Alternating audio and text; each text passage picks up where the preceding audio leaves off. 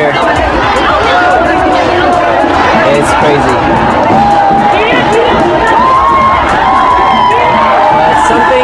Something tells me this is what needs to happen.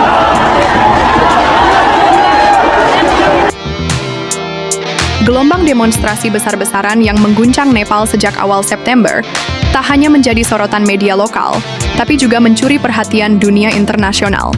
Ribuan anak muda, mayoritas generasi Z, turun ke jalan menentang larangan media sosial dan menuntut transparansi serta akuntabilitas pemerintah. Kerusuhan yang menewaskan puluhan orang ini turut melibatkan komentar warga asing atau bule yang sedang berada di Nepal maupun yang mengikuti situasi dari luar negeri. Mereka memberi pandangan beragam, mulai dari kekaguman pada semangat anak muda Nepal, keprihatinan terhadap kekerasan aparat, hingga rasa frustrasi karena aktivitas sehari-hari mereka sebagai turis ikut terganggu. Bagi banyak bule, kabar bahwa pemerintah Nepal melarang akses ke 26 platform media sosial terdengar mengejutkan. Pasalnya, di era digital seperti sekarang, media sosial bukan hanya hiburan, tapi juga alat komunikasi, bisnis, hingga sumber informasi.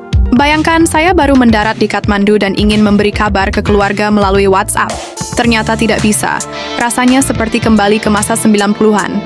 Ujar Daniel, turis asal Jerman yang datang untuk trekking di kawasan Himalaya. Sementara itu, Samantha, seorang digital nomad asal Australia, menilai langkah pemerintah sebagai tindakan otoriter. Melarang media sosial sama saja memutus suara rakyat. Justru itu bikin generasi muda semakin marah. Katanya saat ditemui di sebuah kafe yang masih buka meski kota dilanda protes. Meski larangan media sosial menjadi pemicu awal, bule melihat gerakan ini jauh lebih dalam. Ia mencerminkan kegelisahan generasi muda terhadap masa depan Nepal. Banyak yang terkesan dengan keberanian mereka turun ke jalan. Namun, bule juga menyoroti aspek paling kelam dari protes ini. Bentrokan berdarah antara aparat dan demonstran.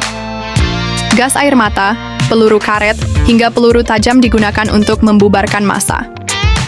Maria, turis asal Spanyol, mengaku trauma setelah menyaksikan kerusuhan di sekitar Durbar Square.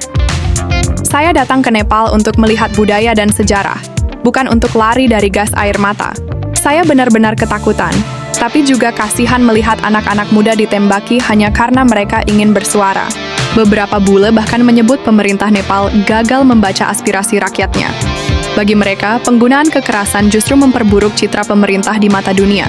Selain simpati pada rakyat Nepal, ada juga keluhan dari bule yang kebetulan sedang berlibur. Banyak tempat wisata ditutup, penerbangan terganggu, dan suasana kota mencekam.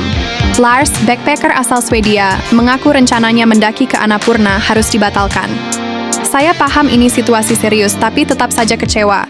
Nepal seharusnya jadi tempat damai untuk trekking, sekarang malah penuh pasukan bersenjata di jalan. Turis lain mengungkapkan frustrasi karena sulit mencari transportasi dan kebutuhan pokok. Beberapa toko tutup, restoran berhenti beroperasi, bahkan hotel kekurangan pasokan. Sebelum gejolak ini, Nepal dikenal sebagai negara damai dengan keindahan pegunungan Himalaya, spiritualitas, dan keramahan rakyatnya.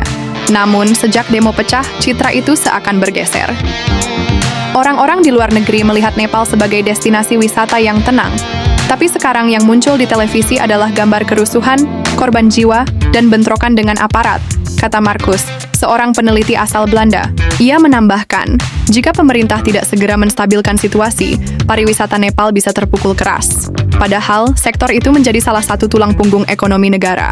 Meski banyak komentar negatif, sebagian besar bule berharap krisis ini justru menjadi titik balik bagi Nepal. Mereka percaya suara generasi muda bisa membawa perubahan. Saya harap pemerintah mendengarkan mereka. Anak-anak muda ini ingin masa depan yang lebih baik, bukan sekadar akses media sosial. Mereka ingin bebas dari korupsi dan nepotisme, ujar Emily, sukarelawan asal Kanada yang sudah 2 tahun tinggal di Nepal. Beberapa bahkan optimistis bahwa setelah melewati masa sulit ini, Nepal bisa lahir sebagai negara yang lebih demokratis. Kadang perubahan butuh guncangan besar. Saya yakin rakyat Nepal punya semangat untuk bangkit, tambahnya. Komentar bule tentang demo Nepal mencerminkan pandangan global terhadap situasi yang sedang berlangsung. Ada rasa terkejut, kagum, sekaligus prihatin. Bagi mereka, Nepal bukan hanya destinasi wisata, tapi juga bagian dari percaturan demokrasi dunia. Ketika generasi muda berani bersuara, dunia pun ikut memperhatikan. Kini, pertanyaannya bukan lagi apakah Nepal bisa melewati badai ini, melainkan apakah pemerintah dan rakyatnya mampu memanfaatkan momentum protes untuk membangun masa depan yang lebih adil, terbuka, dan demokratis.